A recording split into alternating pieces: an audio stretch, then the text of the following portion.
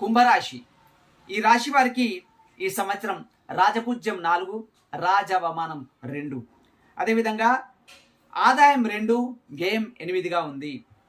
కుంభరాశి వారికి మార్చి 20 నుంచి 25 మే వరకు గురుగ్రహం 5వ స్థానం లోపల అంటే పుత్ర స్థానం లోపల శుభ స్థానంలో ఉన్నాడు కాబట్టి శుభ ఫలితాలు కలిగే అవకాశం ఉంది. చేసే పని లోపల ధర్మకార్యం లోపల శుభకార్యాలు జరపడం కానీ ధార్మిక కార్యాలు చేయడం కానీ ఉంటుంది. అదేవిధంగా 26 మే నుంచి మొదలుకుంటే అక్టోబర్ 16 వరకు కర్కాటక రాశిలో 6వ స్థానంలో అంటే శత్రుక్షేత్రంలో ఉన్నాడు కాబట్టి అశుభంలో ఉన్నాడు కాబట్టి గురు ప్రభావం వలన శత్రువులు అధికంగా పెరిగే అవకాశం ఉంది. ఇక 17 అక్టోబర్ నుంచి 14 ఫిబ్రవరి వరకు సింహరాశిలో సప్తమంలో ఉన్నాడు, అనుకూల క్షేత్రంలో ఉన్నాడు కాబట్టి శుభ ఫలితాలు వచ్చే అవకాశం ఉంది.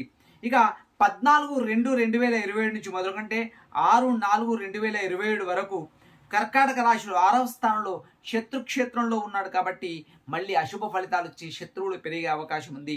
ఈ కుంభరాశి వారు గురు ప్రభావాన్ని తగ్గించుకోవడం కోసం గాను, గురు యొక్క దుష్పరిణామాలు తగ్గించుకోవడం కోసం గాను గురుచింపతి చేసుకోవాలి.